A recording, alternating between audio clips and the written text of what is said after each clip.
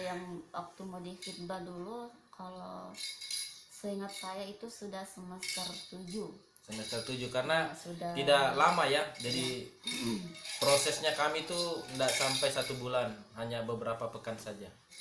Ya, jadi buat teman-teman yang memang menginginkan menjaga diri saat kuliah, ya bisa menikah saat kuliah. Ya begitu ya, betul ya. Yang penting apa ya, komitmen ya. Karena orang tua istri saya juga sempat mengatakan bahwa wah, kalau menikah nanti tidak selesai dong kuliahnya. Nah, alhamdulillah kita bisa yakinkan bahwa mudah-mudahan nanti dengan kuliah, dengan menikah, kuliahnya bisa selesai. Dan alhamdulillah semua bisa kita lalui. Karena seingat saya waktu baru menikah itu saya antarkan juga PBL kalau tidak salah ya, PBL. Kemudian saat kuliah hamil juga ya, saat kuliah hamil, dan itu tantangannya menurut saya berat. Dan setelah itu KKN sudah punya anak 1. KKN-nya di Bantaeng ya, di Bantaeng waktu itu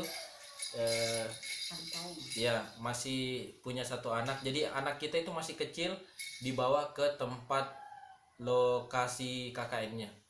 Dan saat wisuda kita sudah calon anak 2. Jadi hamil tua, dan anak kita sudah berumur berapa ya waktu 7 itu? tahun. Yang 1 7 bulan. 7 bulan ya. 7 Ya 7 bulan. Alhamdulillah kami dikaruniai anak itu 2 tahun 3 tahun 2 ya. 3 tahun 2. Alhamdulillah. Nah, pertanyaan berikutnya adalah kenapa saya buat konten ini, dan pertanyaan ini tidak saya atur, tidak saya tentukan, tapi mengalir begitu saja. Mendadak ya. Mendadak saja. Saya panggil langsung bikin konten. Iya. Apa itu? Kenapa terima saya? Ya, waktu itu kan sempat juga ya, ipar saya yang menawarkan, yang menanyakan langsung begitu, tak, kakak saya mau menghitbahmu gitu. Saya pun bilang begini, kaget begitu dalam hati, kok saya, padahal kan masih banyak alat yang lain ya begitu. Tapi saya bilang mungkin hanya coba-coba mungkin ya. Tapi kenapa harus saya, Kak? Kebetulan kan ipar saya adalah senior saya ya. Saya bilang, Kak, langsung dia bilang begini, coba saja kita foto jodoh, kalau bukan jodoh ya tidak apa-apa kan, seperti itu. Kalau saya bilang begini ya, kalau begitu ya oke, lanjutkan begitu. Ya, alhamdulillah. Jadi setelah adik saya itu menanyakan dan ada lampu hijau, adik saya juga kaget. Saya baru tanya-tanya, kenapa saya langsung meluncur. Jadi saya langsung meluncur ke Bulukumba dengan guru saya ya. Padahal saya baru tanya-tanya ke adik saya ingin menyampaikan niat saya, baru tanya-tanya ini. Tapi ternyata setelah adik saya sampaikan, ini ada akhwat nama saja dengan nomor handphonenya, ternyata saya langsung bergerak cepat, langsung meluncur. Hanya berselang beberapa hari saya langsung meluncur.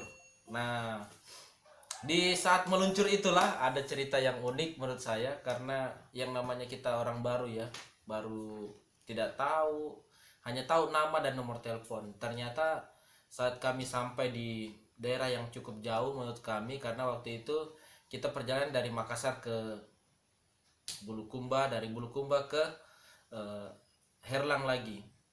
Nah, ternyata kita salah rumah. Salah rumah. Jadi ada orang yang menunjukkan bahwa di bawah sana ya, dia penurunan ya, di bawah sana ada namanya Bapak Sahido, sesuai dengan nama yang disampaikan ke kami bahwa kami akan mendatangi rumah Bapak Sahido. Ternyata Bapak Sahido yang ditunjukkan itu salah. Untung ya, di rumah itu tidak ada anak perempuan, semuanya anak laki-laki. Nah, jadi kami beralih ke rumah lain. Nah, kalau sebelumnya ya, sebelum menikah ya, karena ini prosesnya cepat, sempat tidak ada kata-kata negatif atau informasi-informasi negatif dari orang kampung atau dari keluarga. Kenapa ini kayak cepat sekali mau menikah? Jangan-jangan ini, jangan-jangan. Nah, ada tidak kata-kata negatif? Kalau kata-kata negatif sih ya, apa ya kan, pada saat itu pas semester 7 ya, itu Iya. belum selesai, makanya kan banyak yang bilang begini, kok cepat sekali menikah, belum Iya. selesai. Mm-mm. Dan sampai-sampai ya om saya itu mengatakan seperti ini, kamu hamil ya. Gitu. Iya, iya. Ada juga yang bilang begini, ih jangan sampai itu laki-laki duda gitu ya. Nggak pernah Wah, ketemu. duda. Ya duda, dibilang seperti itu.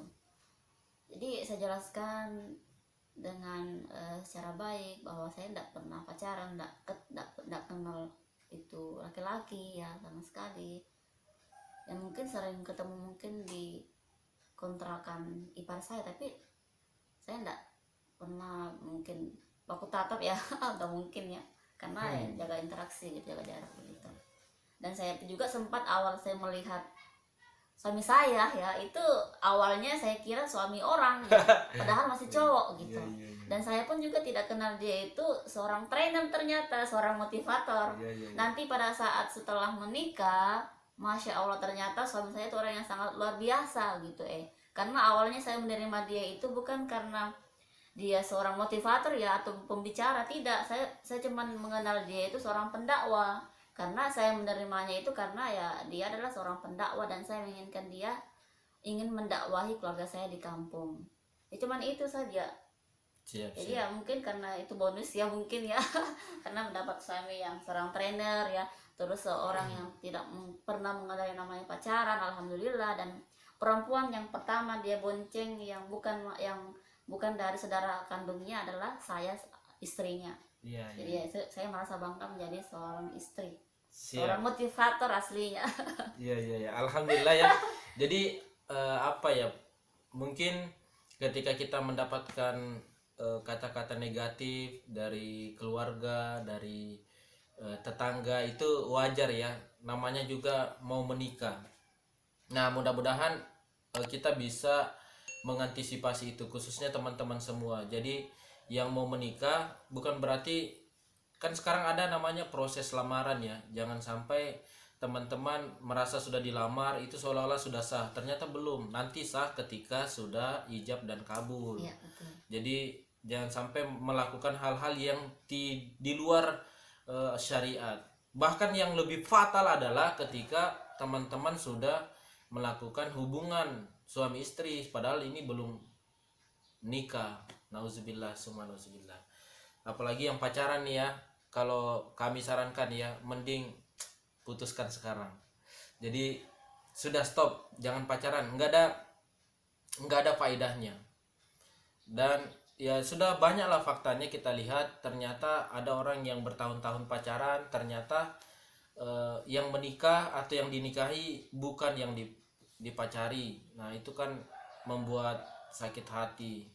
Bahkan sekarang saya baca kemarin ada bakso mantan juga. Nah ini saking apanya ya, mantan, saking banyaknya mantan mungkin ya efek dari situ ya. Jadi menurut saya persiapkan saja bekal untuk membina rumah tangga. Nah pertanyaan berikutnya, ini kan sudah sarjana ya, sudah kuliah lama, berapa tahun kuliah?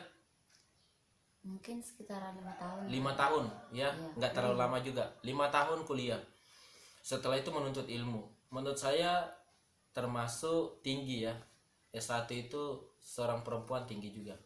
Tapi kenapa menghabiskan waktu mengurus rumah tangga? Apakah pernah mendapatkan kata-kata, bukan lagi ya, mendapatkan iklan, mungkin ya iklan, kata-kata wah ini sekolah tinggi-tinggi hanya ngurus anak tidak kerja, pernah tidak? Kalau komentar kayak begitu ya enggak pernah. Tidak pernah ya. Cuman ada yang bilang kenapa enggak kerja, enggak Oh, kuliah, iya. seperti itu aja. Bagaimana pendapat tak bahwa kita itu tidak usah kuliah, cukup SMA sudah cukup, yang penting kan ujung-ujungnya nanti menikah ngurus anak. Iya. Nah bagaimana pendapatnya tentang pendapat seperti itu? Tidak usah kuliah, SMA saja, kan ujung-ujungnya perempuan itu ngurus rumah tangga misalnya. Nah, apa sih pentingnya kuliah untuk rumah tangga? Nah, kan gitu. Ya kalau saya pribadi ya, menuntut ilmu itu wajib ya. Kalau dalam hadis dikatakan setiap muslim itu wajib menuntut ilmu. Nah, mungkin kalau komentar-komentar yang bilang kenapa kuliah, kenapa harus kuliah, padahal kan kita seorang perempuan ya nanti akan kembali ke dapur ya, memasak, ngurus anak, ya sudah seperti itu. Kalau saya ya sangat penting ya kita itu menimba ilmu, menuntut ilmu, karena seorang perempuan atau seorang ibu ya kita mendidik anak ya butuh ilmu ya. Kalau kita tidak punya ilmu, bagaimana kita ingin mendidik anak kita dengan baik dan benar ya. Sekarang kan banyak para ibu-ibu di luar sana yaitu mereka kebanyakan ya mendidik anaknya mungkin yang tidak sesuai dengan syariat Islam ya, tidak sesuai dengan apa-apa yang telah Allah perintahkan. Makanya kan di sini kita sebagai seorang ibu atau calon ibu ya penting yang namanya kita menimba ilmu, mempelajari ilmu. Dan adapun mungkin kita kuliah yaitu juga bisa menunjang lah, kita bisa mendapatkan pengalaman ya dalam mempelajari ilmu. Karena ya kalau mempelajari ilmu Islam kan adalah fardu ain ya, wajib setiap individu. Sedangkan mempelajari ilmu-ilmu umum ya kayak di kampus kan kayak pelajaran sains, kedok dan lain sebagainya itu kan adalah fardu kifayah, wajib secara umum ya. Kalau sudah ada yang menjadi dokter maka kita sudah terlepas untuk menjadi dokter. Tapi bukan berarti kita bilang gak usah kuliah deh karena sudah dokter, sudah ada bidan. Nah, mungkin juga karena kita butuh juga yang namanya pengalaman ya, butuh juga untuk bagaimana supaya ilmu yang kita dapatkan di kampus kita bisa sampaikan ke anak-anak kita, ke generasi kita bahwa kita loh pernah juga kuliah ya. Kita juga bukan cuma seorang ibu tapi seorang yang berpendidikan atau seorang guru atau seorang dokter juga ya, yang dimana kita bisalah bersaing begitu. Meskipun kita seorang muslimah kita mampu bersaing di tengah-tengah masyarakat ya, meskipun ya kita seorang ibu rumah tangga ya, tapi ya bukan berarti kita juga ketinggalan zaman dong. Mungkin dong tetap kita juga lebih profesional lah begitu ya. Kita mampu juga mengikuti persaingan dunia saat ini, apalagi ya saat ini kan ya sangat luar biasa ya. Kalau kita seorang ibu yang tidak mempersiapkan diri menjadi seorang ibu, terus kita mungkin ketinggalan zaman ya. Sedangkan anak-anak kita saat ini sudah betul-betul canggih ya. Kalau menurut saya alat-alat teknologi yang kita gunakan itu sekarang makin canggih ya. Kita seorang ibu harus juga tahu bagaimana menggunakan Facebook ya, terus YouTube ya. Kalau mungkin ibunya tidak tahu menggunakan media sosial ya, tidak sanggup bersaing di dunia saat ini, maka kita mungkin tidak mampu mengontrol anak kita di Facebook mungkin ya. Bagaimana temannya, bagaimana cara dia berinteraksi dan lain sebagainya. Makanya ya penting yang namanya kita mempelajari ilmu saat ini. Tapi jangan mempelajari ilmu sihir ya, itu haram. Alhamdulillah ya. Jadi sahabat-sahabat Coach Sabran dimanapun berada, pesannya yang pertama, teruslah ngaji, menuntut ilmu, kemudian jaga kemuliaan teman-teman, jangan pacaran. Insya Allah kalau sudah waktunya nanti teman-teman akan masuki jenjang pernikahan ya. Dan nggak perlu buru-buru ya, nggak perlu terlalu terbebani karena teman-temannya mungkin sudah menikah. Pantaskan diri saja, insya Allah nanti mendapatkan jodoh yang baik. Nah, mungkin itu pertemuan saya bersama pasangan saya untuk konten kali ini. Insya Allah di konten-konten berikutnya saya akan terus bertanya kepada istri saya bagaimana mendidik anak, bagaimana menghadapi suami. Kalau perlu nanti kita belajar tips-tips masak dari beliau. Terima kasih. Assalamualaikum warahmatullahi wabarakatuh.